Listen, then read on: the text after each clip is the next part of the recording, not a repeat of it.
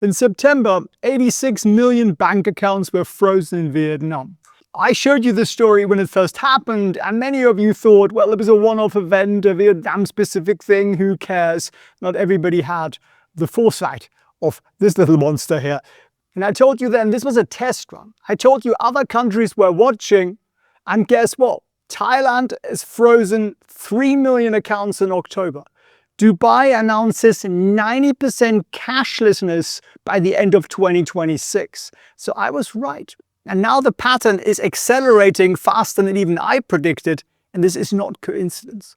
This is a coordinated global shift happening right now. And if you were a US retail investor, this isn't happening somewhere over there. It is coming to your portfolio, your money, your stablecoins, your wealth. My name is Felix Prehn, that's Winston back there, and Sabrina, the fluff ball, was Rose. And I used to be an investment banker. And I'm also the founder of the Goat Academy, where we have over 20,000 students. I also co-founded TradeVision.io, where we give you news and data that is just insanely better than anything else. And I'm using my retirement to educate regular investors like you and me. And what I'm about to show you is not a conspiracy theory. These are verified facts from official government sources, central banks, and blockchain data. And more importantly, I'm going to show you exactly what you as retail investors can do about it. So I'm going to break down the most important financial pattern for the coming year. The documented cases, Vietnam, Thailand, and Dubai, and what actually happened. Second, the US connection, and how the Genius Act changes everything for American investors. And then third, the stablecoin reality. Literally $3.3 billion has been frozen by Tether alone, and what that means for your stocks, your crypto, and your cash. And then number four, opportunities. Yes, because while there's disruption, there is profit for those who understand what's happening. And I'm going to give you some actionable strategies you can implement this week to protect yourself and position yourself for wealth. So this is not doom and gloom. This is about understanding the game and the rules that's being played so you can potentially win here. We're going to round off with exactly what I'm doing about this myself. Now, before we dive deep into this, the key to all of this is understanding where the money is flowing, to understanding what the patterns look like that Wall Street. And this is a thing that's been around for 50 years, by the way. This is not some newfound thing that I just made up. Literally, I've learned this from guys who've done this for 30, 40, even 50 years longer than me. And we actually have a mentorship program where you get access to these same guys. And if you want to still do that, this will be your last chance. This weekend, no more. Why? We're going to close the enrollment into our mentorship program to make sure we are focused on the people in it. And we're at a level where we know if we take on a lot more, it doesn't make a lot of sense for the people in it. So therefore, we're going to close enrollments this weekend. So this is your final call to actually book a free strategy call with us, where we'll walk you through what mentorship looks like with us. It's a 6 or a 12-month program. You get access directly one-on-one to my mentors, Wall Street legends, and you can learn from us directly. You also get to see my watch list every week and a ton of other amazing stuff.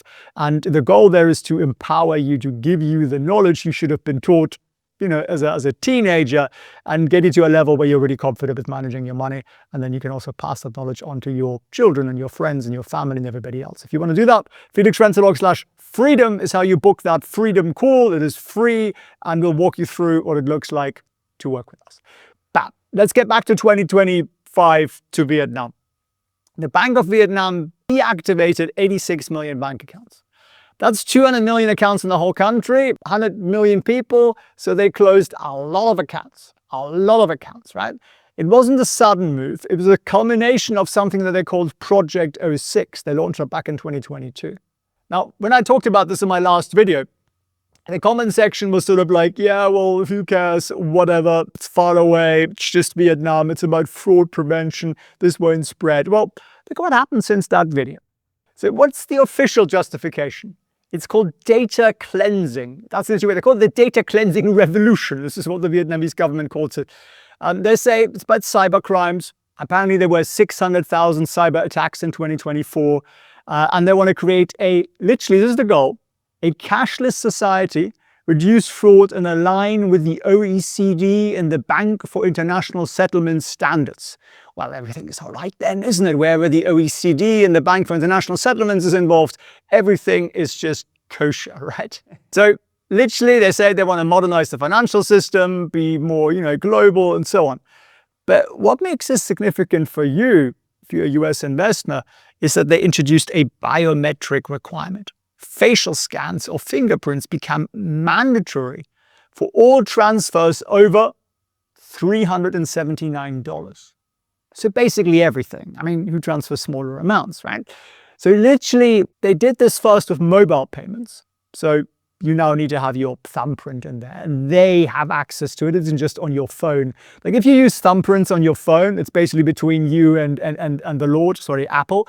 But it doesn't go to get sent to the bank. And anybody who didn't fall in line with that got their accounts suspended. And then people said, oh, it's just about dormant accounts. Foreign residents, expats who couldn't return to Vietnam in person in time, rural, the elderly with limited access to technology. Not everybody's got an iPhone, right? Small businesses owners, those all got shut down. A lot of innocent people got caught up in this. And what was the official reaction by the government? They said, look, your funds are not seized. They're safe, but they're inaccessible.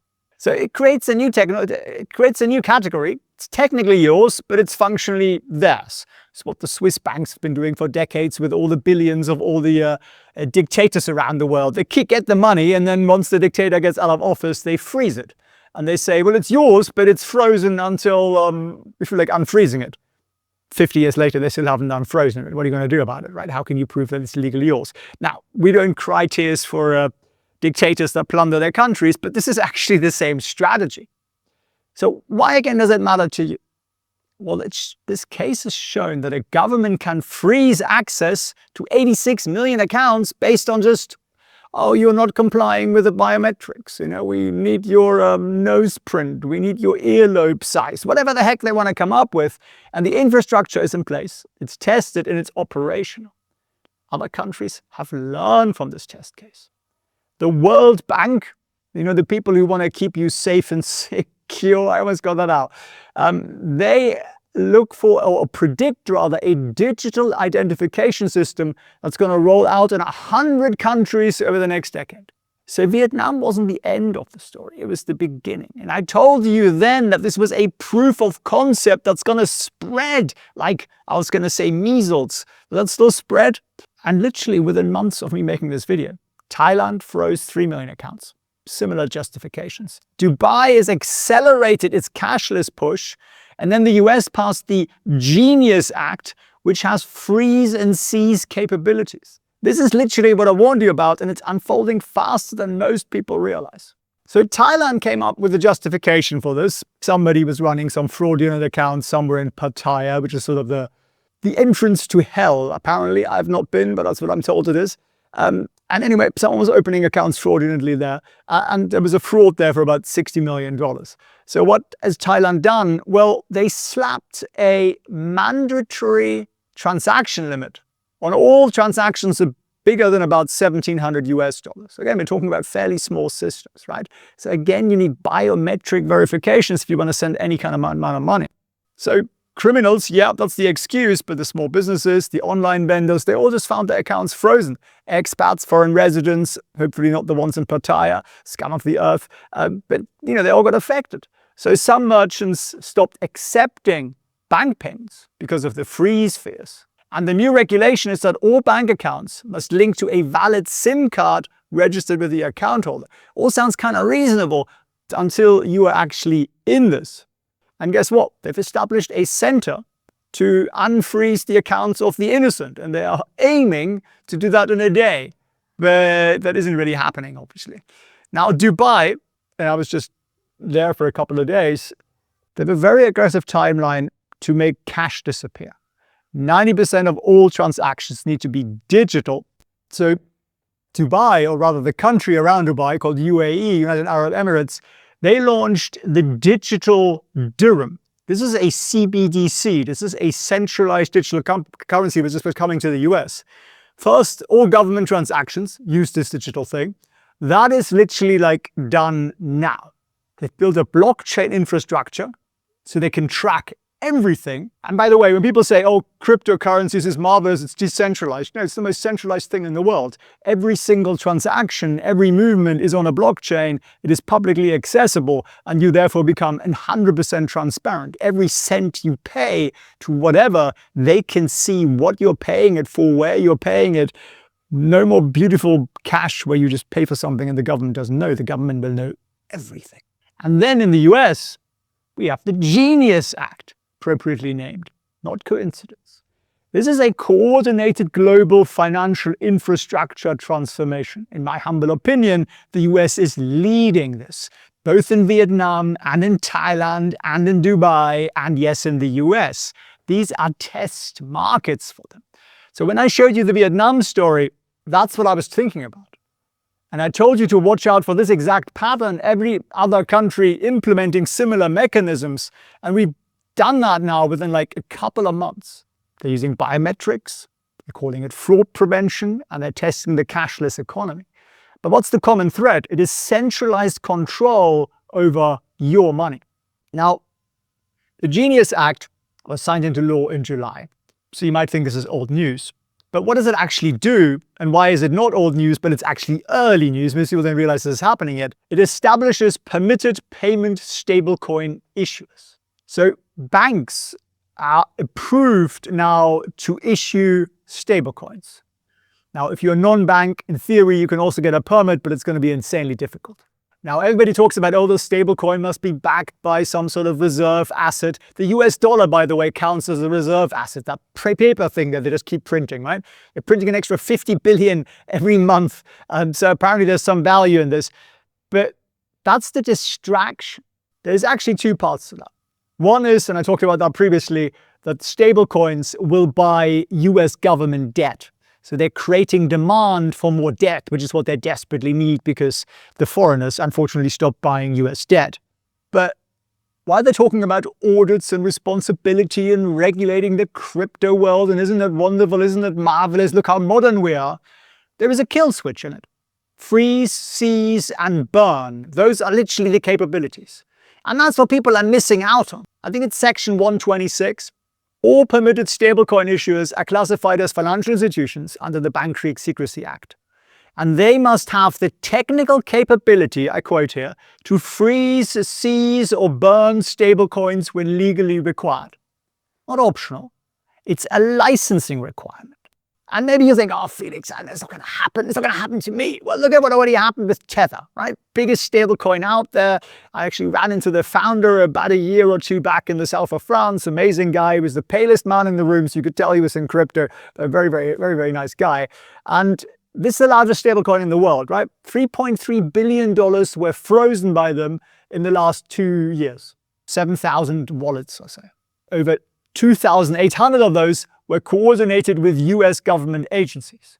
So whenever the US government feels like it, they can message any of the stablecoin issuers, including their own, because the USDC is going to come, and they can just say, that guy there, Felix, with too many cats, we don't like him, let's freeze his account. But actually, why just burn it? And then you have to sue them and try and figure out what to do about it. So when does this take effect? How does this affect you? The Genius Act becomes effective in basically January 18th, 2027. So your financial system, it's going digital. Central control mechanisms exist and they're being implemented. And that isn't nice. So what can you do about it? Well, you can go out and buy lots of gold. And if you look at the gold and the silver prices, well, a lot of people are doing that. And clearly, before there's some sort of registration event happening, which will also come in my humble opinion. Plus, in the future, when there is no more dollars left, they're going to know what you bought, right? They're going to know who you bought it from, and then they can come and they can tax it or whatever.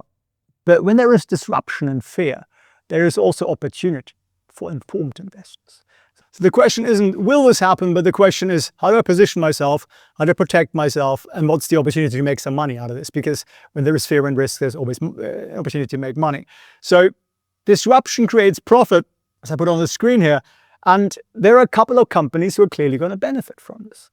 The stablecoin companies, they're going to benefit from this. Who are you thinking of? Well, think of the sort of the payment processors, your PayPals, your Stripes, the big banks, your JP Morgans, right? They're going to massively reduce the transaction costs of sending money from A to B, and they're not going to have to pass that on, are they? They're still going to charge you some fees, so their life's going to get better, and they're going to get a lot more control. They're going to enjoy that, right? Think frozen assets, they can still lend those out, by the way, so it's a good thing for them. So the financial sector is actually a place you might want to look at, and just be careful of regional banks because they're generally fairly shoddy unless you're a short-term trader, in which case there might be some opportunity with falling interest rates.